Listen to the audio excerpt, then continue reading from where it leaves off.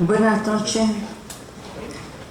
Como en años anteriores, la Real Sociedad Económica de Amigos del País celebraba este año la entrada de la primavera, día 21 de marzo.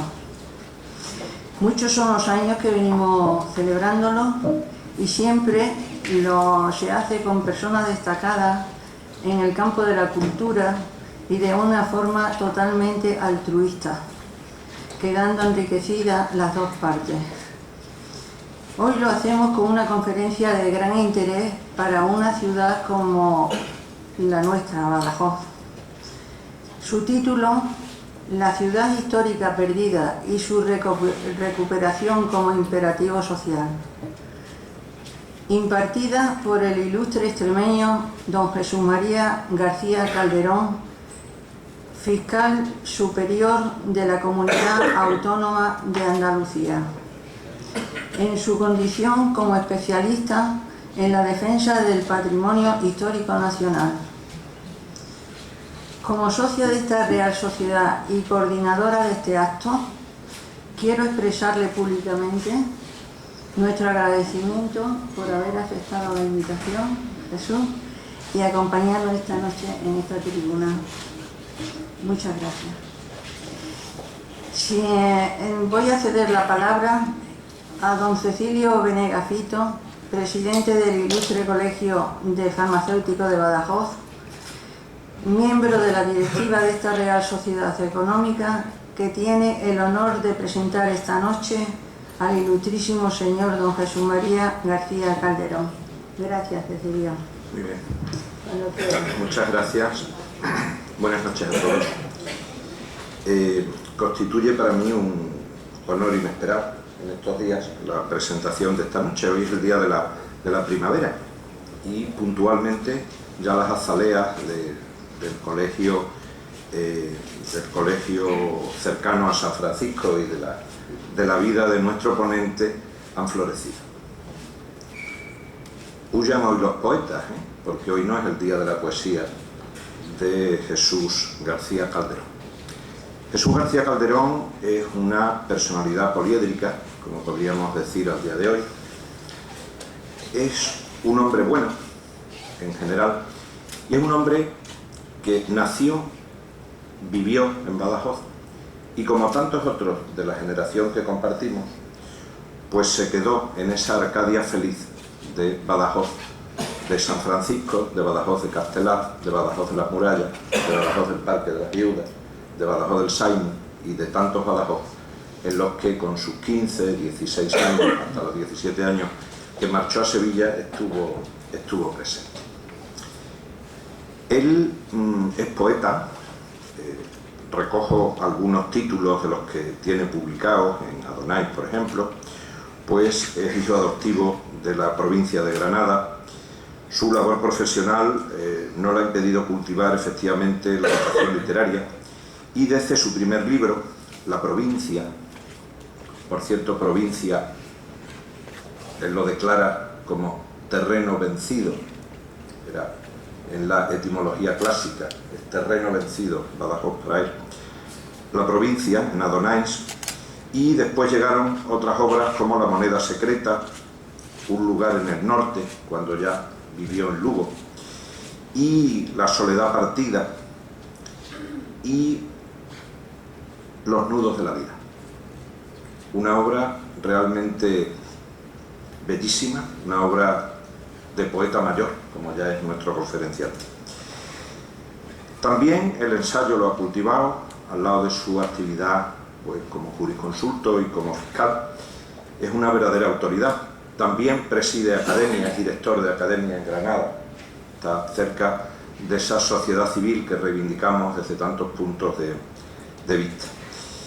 Y también formó parte de la Comisión de Modernización del Lenguaje Jurídico, donde pues creo que le debemos estar agradecidos cuantos hemos pasado por los juzgados, y entre todos vamos ayudando, como fue su caso, a movernos en ese dédalo de fárrago jurídico en el que un lenguaje crítico pues parece que están encasillados todo lo que hace referencia a los juzgados y a las personas que van por ahí. Yo creo que, como bien decíais en esto, pues poner el lenguaje al alcance de todos es función también de los que ejercen la justicia.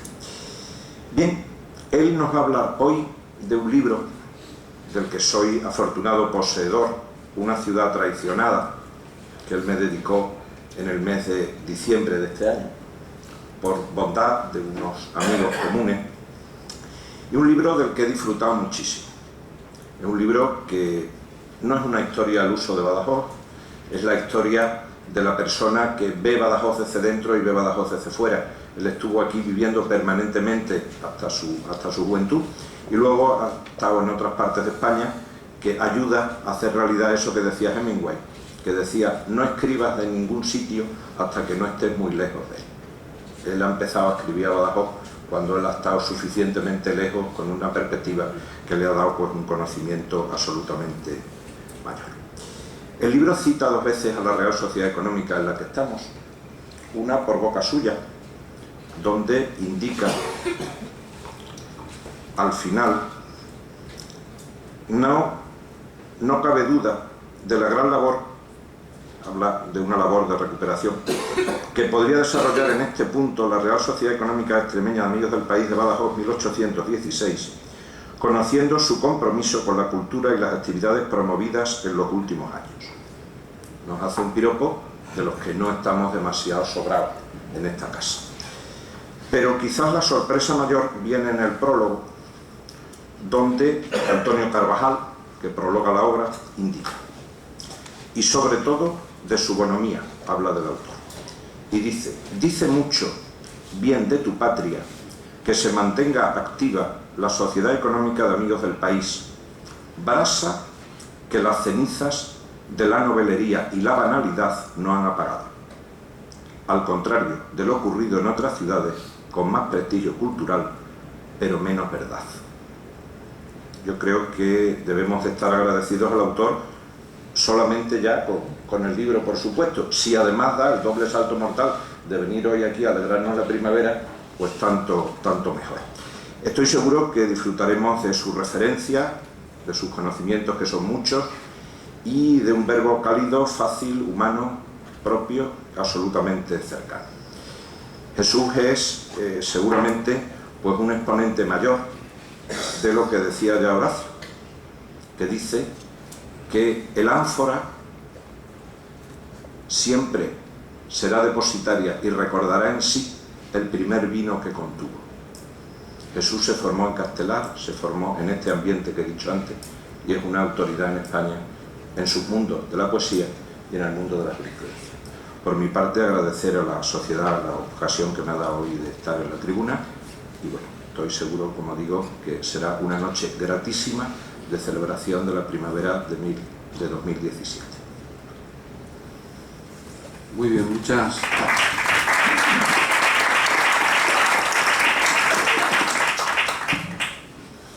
gracias por tus cariñosas palabras. Para mí es una enorme satisfacción estar en este lugar, porque efectivamente la económica siempre está en el imaginario colectivo de la ciudad de Badajoz como una institución muy respetable, muy digna y de una altura intelectual y una importancia inusual en una capital periférica, apartada, a trasmano de todo, todavía mal comunicada, etc., ¿no?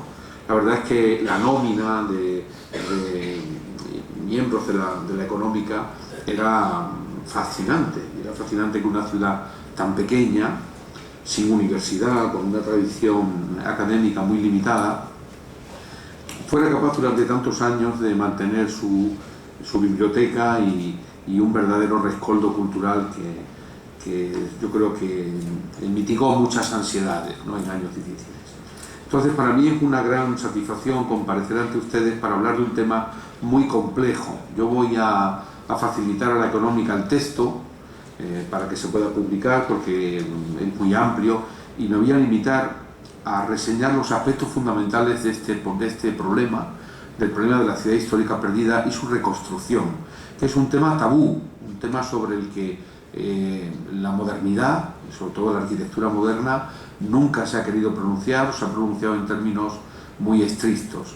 Pero yo no soy arquitecto, yo no les hablo desde la perspectiva de la arquitectura, sino desde la perspectiva del conservacionismo cultural, como estudioso del patrimonio histórico. El patrimonio histórico acabará por convertirse en una ciencia propia, con sus principios, sus postulados, y este es el que a mí me interesa.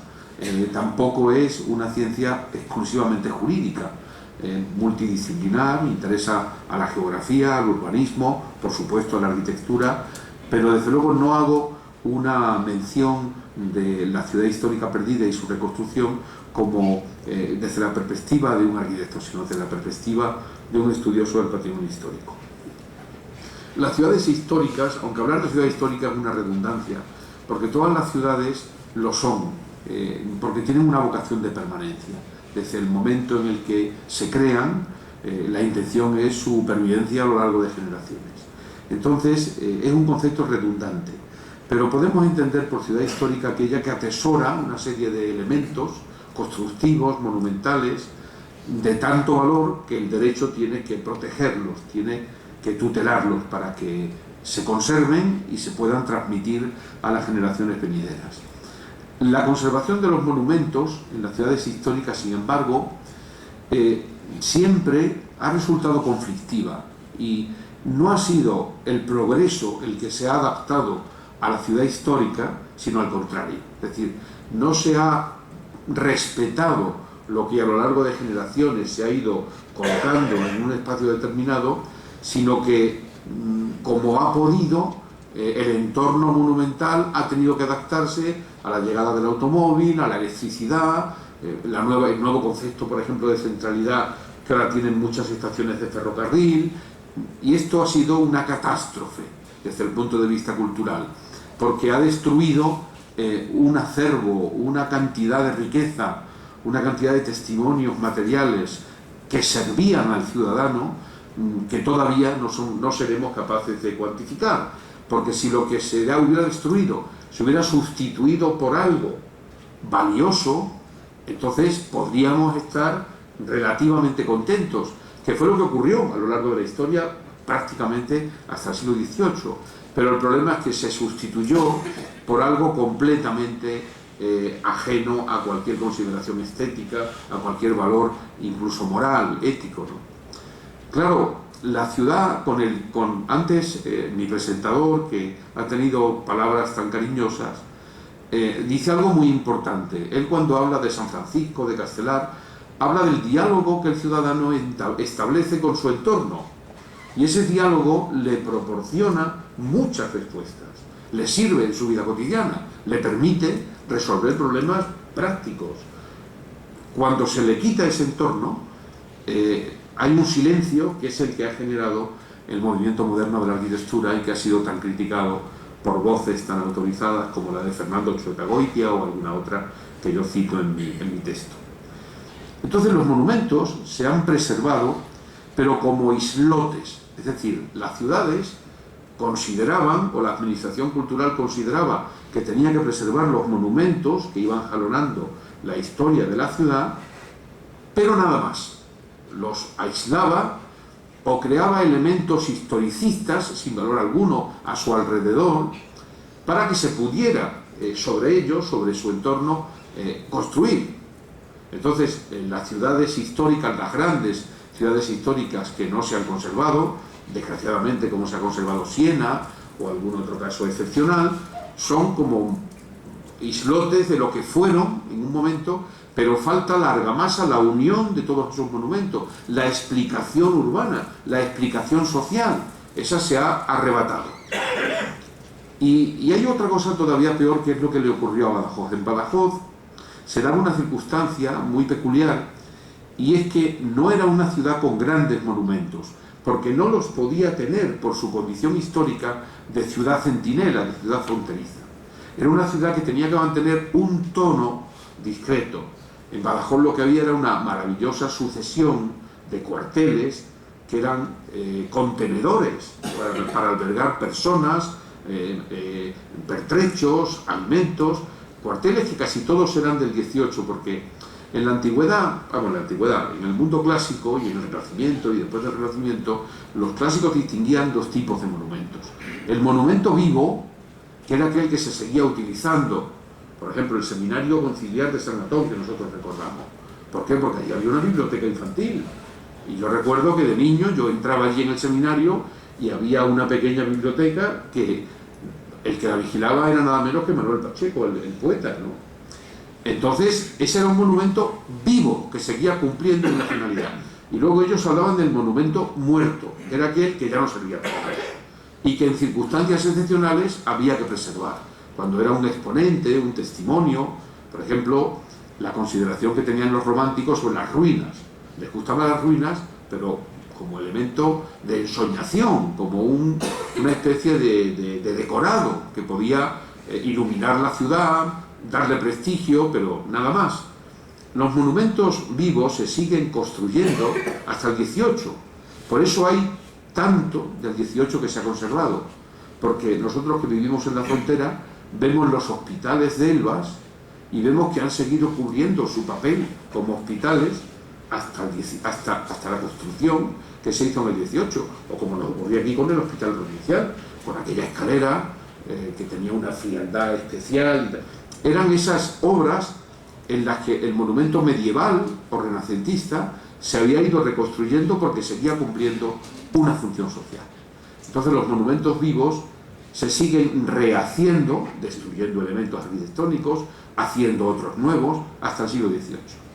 Pero a partir de entonces, y sobre todo a partir de la Revolución Industrial, esta circunstancia ya no tiene lugar. Entonces los monumentos se aíslan, se conservan porque tienen un valor excepcional, un valor artístico, histórico, pero la ciudad histórica se destruye de una manera sistemática, impune, porque no hay conciencia de que lo pintoresco tenga ningún valor.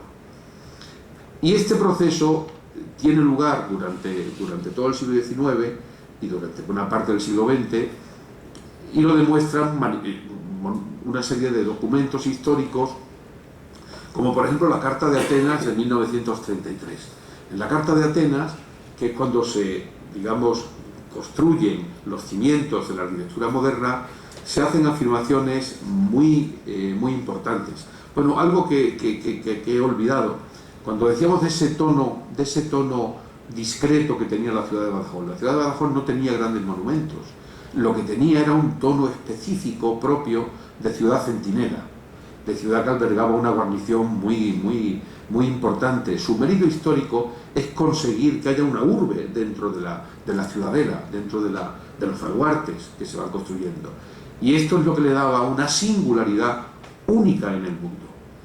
Por eso hemos vivido esta tristeza de comprender cómo se declara Patrimonio de la Humanidad Elvas y no nuestra ciudad, que era muchísimo más importante que la bellísima ciudad de Elvas, por razones obvias, con un recinto abaluartado que tenía mucho más valor, ¿no? Pero no tenía monumentos que descollaran, porque no tenía por qué tenerlos, porque la finalidad que tenía la ciudad no era la de ser un centro religioso como Santiago de Compostela o como otras ciudades del barroco, sino que era una finalidad de plaza fuerte, de lugar de paso, donde se cubría una época de la vida importante. Y claro, estas ciudades fueron mucho más fáciles de destruir, porque ni siquiera contaron con esa monumentalidad que protegió algunos espacios de las ciudades históricas que nos rodean, en Extremadura o en Andalucía, etc., ¿no? Bien, en la Carta de Atenas de 1933, los arquitectos adoptan una postura deliberadamente ambigua. Entonces guardan hacia el pasado una actitud un tanto problemática, ¿no? En la Carta de Atenas, por ejemplo, se dice que los testimonios preciosos del pasado serán respetados porque algunos, dice, contienen en sí una virtud plástica, pero llega a decir la Carta de Atenas que la muerte, que no perdona a ningún ser vivo, alcanza también a las obras de los hombres, añadiendo que no todo el pasado tiene derecho a ser perenne por definición. Hay que escoger sabiamente lo que se debe respetar. En la Carta de Atenas, por ejemplo, se dice que si hay 2 o 3 exponentes arquitectónicos de una época determinada, que basta con conservar uno, que los otros se pueden destruir. Se dice que los barrios insalubres medievales no deben de ser conservados porque son pintorescos, sino que se destruyan y que se hagan nuevas calles, canalizaciones, etc. Hoy precisamente aquellas calles que se construyeron están convertidas en barrios más insalubres todavía, y hubiese sido mucho más fácil rehabilitar o restaurar el entramado urbano que existía a lo mejor desde la época medieval.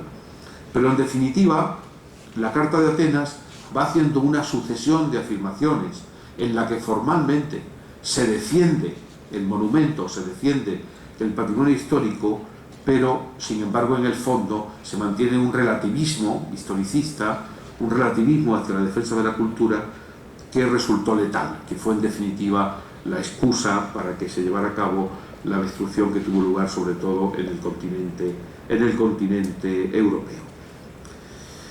Incluso el documento, pues podíamos recordar algunas otras frases, no lo haré para no demorarme en exceso, ¿no?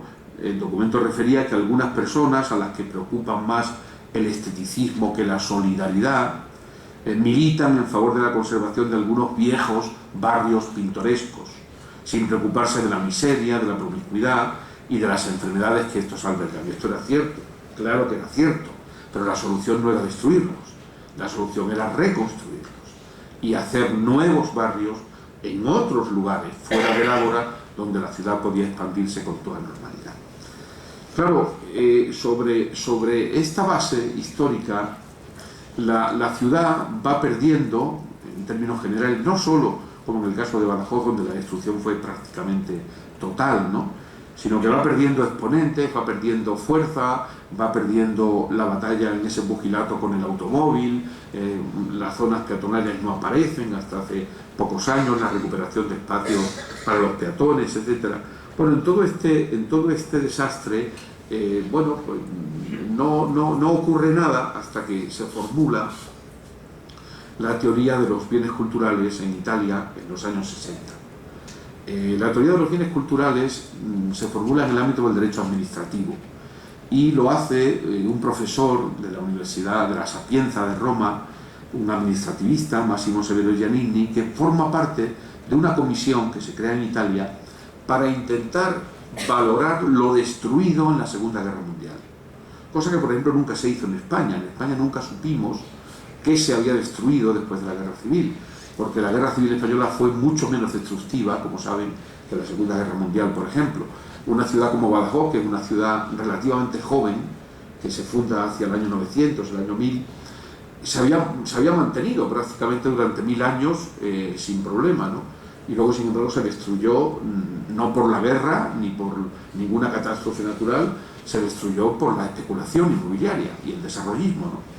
Y es una lástima porque estaba intacta las fotografías aerostáticas que hacen desde un globo aerostático en 1914 son absolutamente impresionantes, como se había conservado todo el recinto de los baluartes y sobre todo el terreno exento que impedía la construcción y que era la clave esencial para entender la importancia y la grandeza monumental de la ciudad. Bien, entonces la teoría de los bienes culturales que se desarrolla en Italia lo que hace es valorar todo lo que se ha perdido y plantearse qué son los bienes culturales.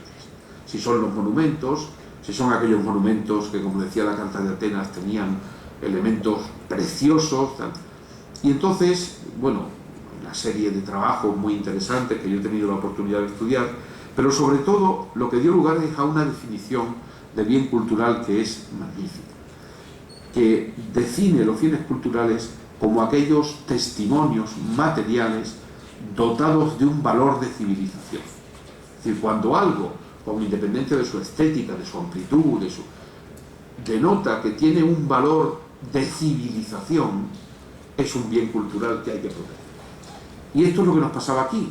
Nosotros representábamos la manera de entender probablemente la frontera más antigua del mundo, que es la frontera que existe entre España y Portugal, que es una frontera que, a pesar de su permeabilidad, viene inalterable desde el año 1200. Es muy difícil encontrar una frontera de esa época, y esta se ha mantenido, pero además se ha mantenido con una serie de curiosidades que no vienen ahora al caso, pero que sí podemos citar como un mero paréntesis, como la figura de la raya o la idea de la raya, la condición del rayano, que no pertenece ni a una nación ni a otra, sino a una especie de tertium genus, que vivía de esa ambivalencia, de ese pasar de un lado a otro, etcétera, ¿no?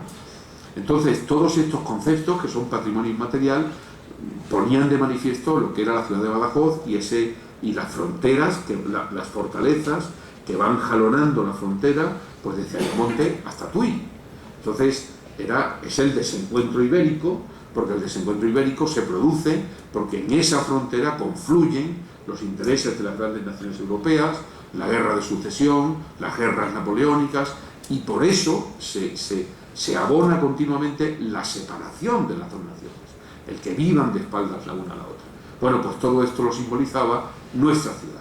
Nuestra ciudad contenía un inmenso valor de civilización. ¿Qué ocurrió? Que no llegó a nuestra ciudad la teoría de los fines culturales. Cuando los profesores de Derecho Administrativo estaban publicando en las revistas trimestrales de Derecho Público en Roma estos artículos, estaban diciendo, mire usted, si es que no se trata de proteger solamente una torre, como la Giralda, se trata de proteger lo que tiene dentro un ánima propio, algo que la identifica de los demás, que explica el devenir histórico. Cuando se estaba explicando ese concepto es cuando se estaban destruyendo nuestros baluartes y se estaba construyendo una ciudad sin ningún interés, sin ningún sentido urbanístico, de una manera desdibujada, desordenada.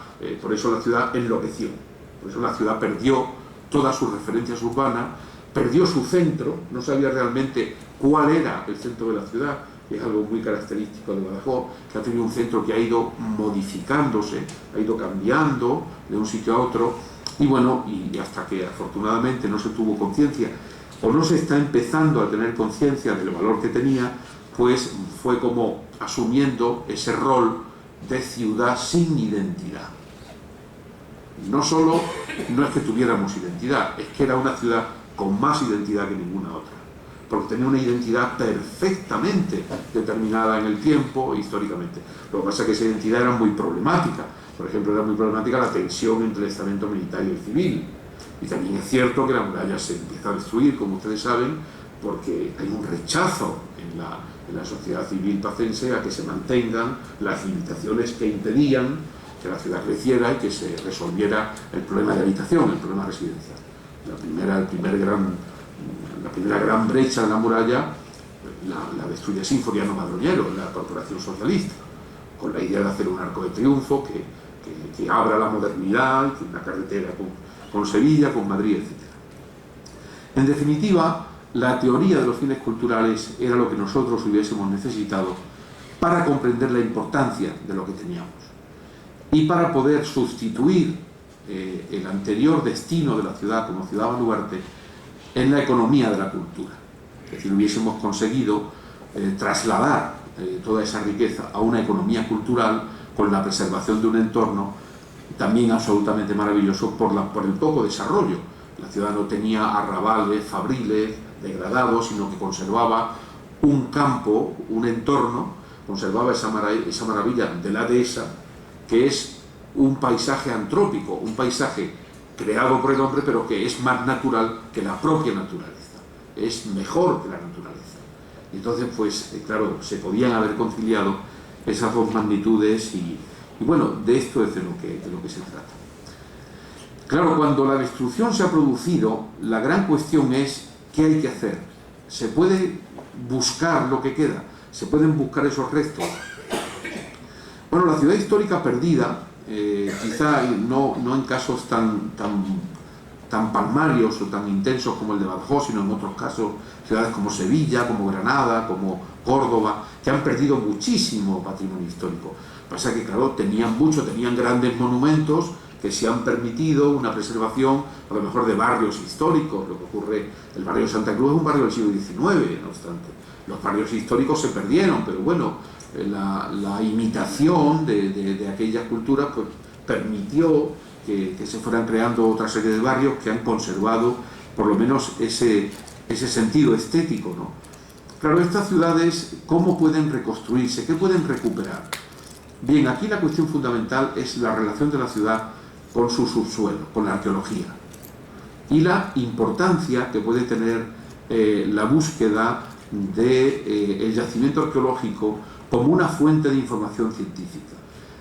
Hay una buena parte de la ciudad que está enterrada, que sigue enterrada y que se puede documentar perfectamente, que se puede conocer, reconocer, que se puede redescubrir, podemos sorprendernos por nuevos hallazgos. Esta situación, por ejemplo, en el caso de Badajoz, se da en la Alcazaba, porque la Alcazaba, por su orografía, quedó exenta de la voracidad especulativa y del monocultivo inmobiliario, y entonces por eso allí se pueden hacer grandes excavaciones y se pudo recuperar el Palacio de los Duques de Feria, etc. Pero en toda la ciudad existe un subsuelo lleno de riqueza arqueológica que debe de obligarnos a todo un replanteamiento de la relación de la ciudad con la arqueología. La arqueología tiene que promover, es un principio constitucional, la defensa de los bienes culturales es un principio constitucional que ordena nuestra vida económica. Entonces el yacimiento arqueológico tiene que ser respetado y tiene que integrarse dentro de la ciudad, integrarse con una intervención arquitectónica adecuada, suficiente. Y aquí es donde en el texto que yo les he preparado y que espero que puedan leer pronto, se plantea la cuestión fundamental, que es la cuestión de la reconstrucción. Bien, yo creo que la reconstrucción ha sido un tema tabú en España, porque la arquitectura ha rechazado cualquier forma de reconstrucción como una impostura, como una negación de la verdad, como una mentira.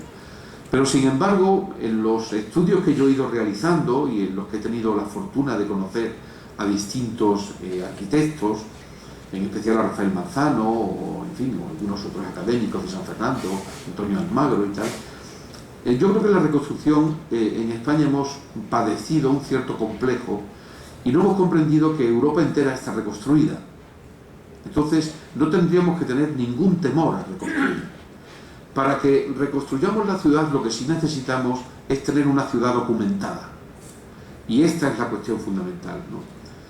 Claro, hay que partir de un presupuesto, y es que el patrimonio histórico es un concepto que no es un concepto de pasado, o sea, no es un concepto que nos sirva para conservar, nos sirve para eso, pero sobre todo es un concepto de futuro.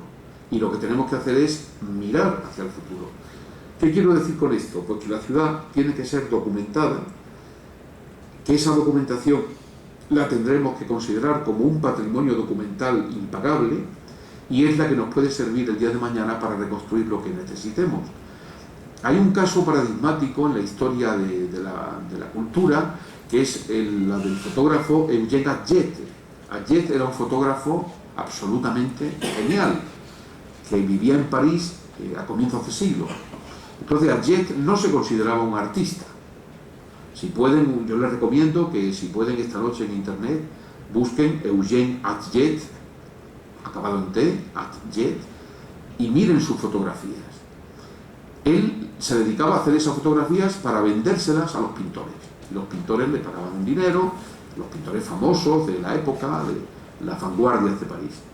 Pero la gran suerte para nosotros es que el Ayuntamiento de París decidió que Eugène Atget fotografiara todos los edificios que se derribaban.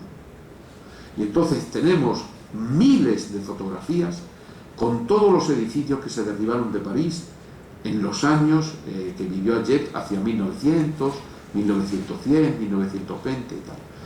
Estas fotografías se las llevó una fotógrafa norteamericana que era alumna suya, Berenice Abbott, y están en el MoMA en Nueva York. De hecho, ella hizo lo mismo en Nueva York, ella aprendió de Atget y lo que hizo fue fotografiar Nueva York y darse cuenta la importancia que tenía fotografiar la ciudad, fotografiarla o con cualquier otro soporte de imagen. Fotografiar el espacio en el que habitamos es fundamental, es necesario tener la ciudad documentada. Entonces se decía que las fotografías de Atget eran maravillosas. Dice, parece que todas ellas están hechas sobre un lugar en el que se acaba de cometer un crimen. Luego se ha descubierto que eso era simplemente porque el ayuntamiento le exigía que no se viera ninguna persona. Entonces se tenía que levantar a las 4 de la mañana y en las primeras horas del alba era cuando hacía la fotografía. Y aquello la rodeaba quizá de una atmósfera dramática, que es lo que luego veía el crítico, ¿no?, fotográfico. Pero bueno, esa documentación que Atget hizo sobre París se debería hacer de cualquier ciudad histórica, porque con el paso del tiempo nos permitiría su reconstrucción. Una reconstrucción razonable, una reconstrucción que no pretendiera crear una falsedad, sino algunos elementos arquitectónicos que nos permitieran explicar la ciudad. En Badajoz, por ejemplo, hay algunas vías de comunicación que albergaban puertas de la muralla que podían ser perfectamente reconstruidas y que están perfectamente documentadas, y se podían utilizar los mismos materiales. Entonces, esto que a muchos arquitectos les parece una aberración, a mí no me lo parece. Y yo creo que el futuro del conservacionismo cultural avanzará siempre en la idea de reconstruir elementos que fueron destruidos, sobre todo de manera irregular. La protección, porque yo no quiero extenderme más de lo necesario, en el texto les he hecho un análisis de la protección que establece el Código Penal para el derribo o alteración graves de edificios protegidos por su interés cultural, o las formas de prevaricación para derribar estos edificios, los daños al patrimonio histórico, los daños por imprudencia. Todo esto está muy bien, pero lo importante en los delitos sobre el patrimonio histórico no es castigar a la persona que lo comete. Lo importante es la reposición del orden jurídico vulnerado, es decir, volver a recuperar el espacio que se destruyó cuando se permitió el derribo de un monumento o cuando se permitió la destrucción de un yacimiento arqueológico, etc., ¿no? Además, la reconstrucción histórica, basada siempre en la documentación, insisto, en el hecho de que haya... Porque lo primero que tiene que hacer el arquitecto es recuperar el volumen, volver a redimensionar la ciudad al lugar donde se encontraba, porque esto es fundamental. Sin eso, ese sería el primer paso. A lo mejor esa es la reconstrucción que se puede hacer, volver a modular la planificación urbanística, la densidad.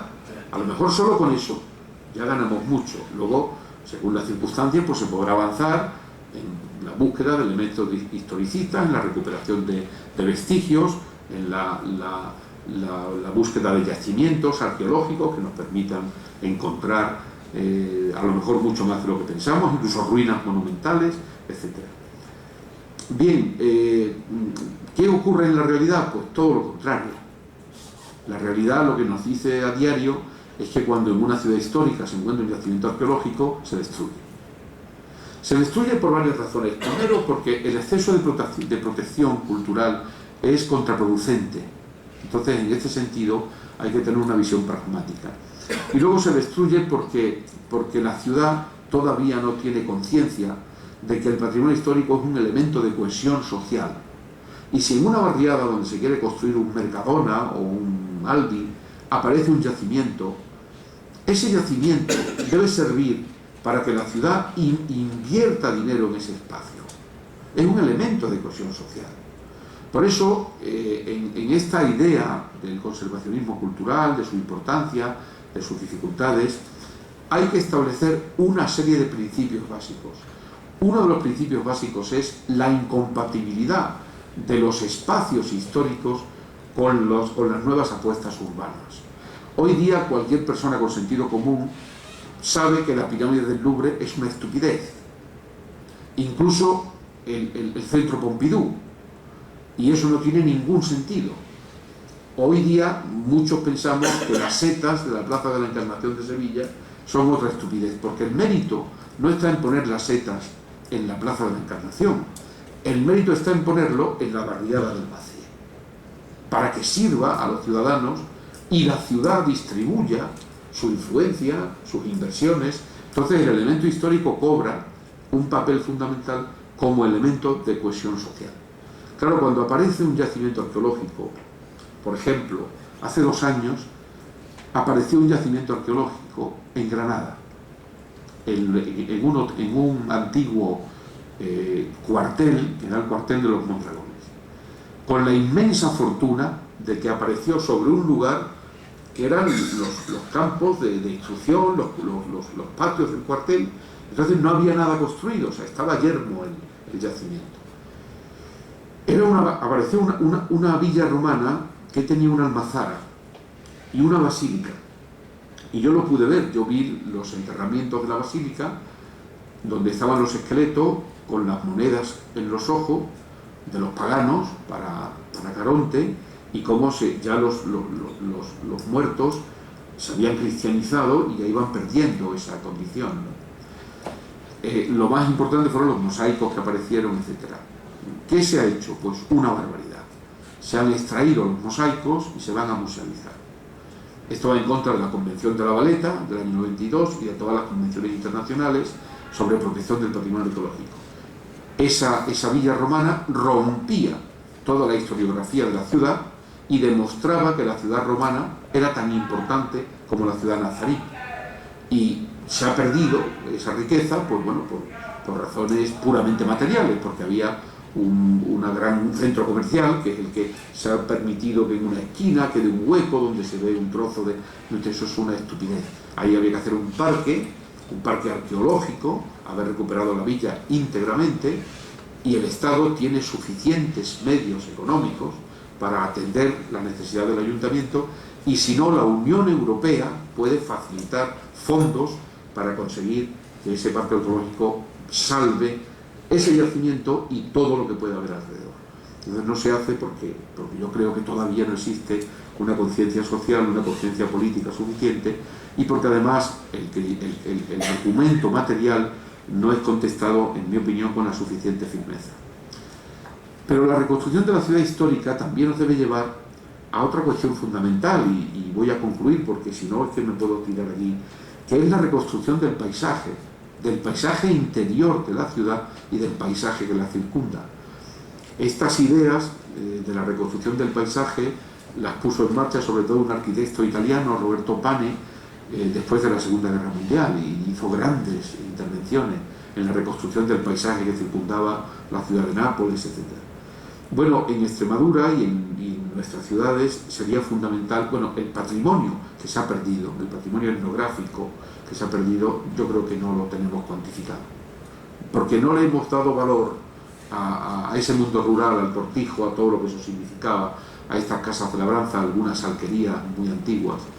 Entonces no sabemos lo que se ha perdido, pero evidentemente hay que recuperar el paisaje interior de la ciudad, el paisaje de la Alcazaba, el paisaje de algunos parques que contaron con la suerte que tuvo Badajoz de conocer grandes jardineros en la primera mitad del siglo XX, y el paisaje interno y el paisaje externo. Yo ayer tuve la suerte de ver un estudio, vamos, un proyecto que ha encargado el Patronato del Alambre y el Generalife a un académico, amigo mío, y me lo mostró, que es recuperar, o sea, quedaba unos arcos de un antiguo acueducto que servía a unos molinos que había en la falda de la colina de la Sabica de la Alhambra, aprovechando el río el Darro, ¿no?, que venía de esa carnada. Bueno, pues se ha proyectado la recuperación del paisaje porque estaba documentado y porque había unos grabados maravillosos, románticos, que mostraban un espectáculo absolutamente arrebatador, ¿no?, un espacio. Pero es que es real, es que cuando han empezado, se ha descubierto que aquello se convirtió en una escombrera, y entonces se ha empezado a descubrir la altura del acueducto, se han empezado a descubrir las bases de los molinos. Los molinos fueron destruidos, al parecer, en los años 60, porque se intentó hacer un aparcamiento que sirviera para el acceso a la Alhambra, que finalmente no se hizo. Entonces han aparecido la base de todos los molinos, y todos los mecanismos de las acequias, con lo cual el arquitecto va a recuperar todas las acequias que circulaban por aquella zona, ¿no? Y claro, este hombre me decía, que es un hombre ya con una edad